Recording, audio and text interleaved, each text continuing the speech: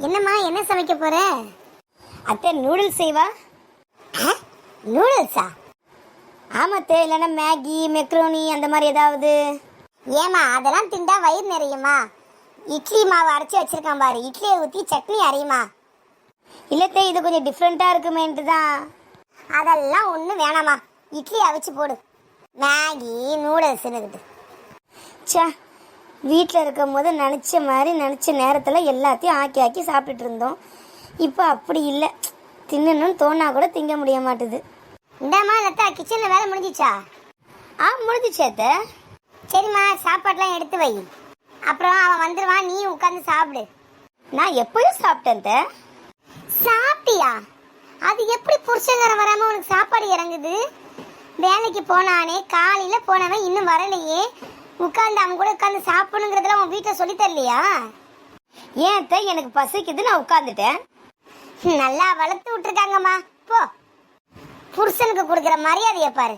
நம்மலாம் எப்படி புருஷங்காரன் நில்லுன்னா நிற்போம், உட்காருனா உட்காருவோம். என்னாச்சு உனக்கு காலையிலேயே லபலபங்கிற? ஆமா, நான் தான் லபலபங்கிறேன். எங்கெங்க ஒரு மட்டு மரியாதை தெரியுது நம்ம வீட்டுக்கு வந்தவளுக்கு? என்னாச்சு? புருஷங்காரன் வேலைக்கு போனவன் இன்னும் வீட்டுக்கு வந்து சேரல, அதுக்குள்ள அள்ளி போட்டு சாப்பிட்டாச்சு. புருஷங்காரன் வந்து உட்கார்ந்து ஆறாமற பேசி இந்தாங்க எடுத்து வைங்கன்னு சொல்லி 2 பேரும் சேர்ந்து சாப்பிட்டா என்னவா?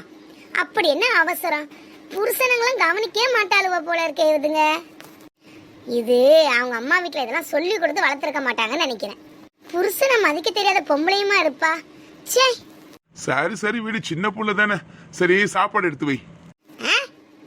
நானே முட்டி வலின்னு காலை நீட்டி உட்கார்ந்து கிடக்குறேன், சாப்பாடு எடுத்து வை. போட்டு போய் சாப்பிடுங்க போங்க.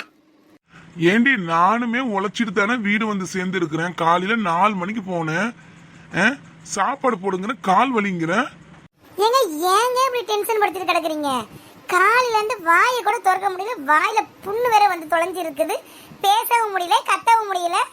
சும்மா காலையில வந்து அத்தை போடு இதை போடுங்கிட்டு போங்க அப்படி. அப்புறம் ஒரு 300 ரூபாய் தான் கொடுத்துட்டு போங்க. எதுக்கா 300 ரூபாய்?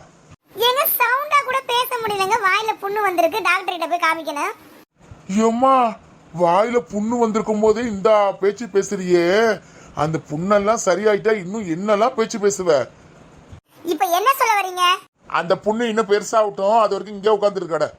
இந்த ஆளுக்கு கொழுப்பு பாத்தியா?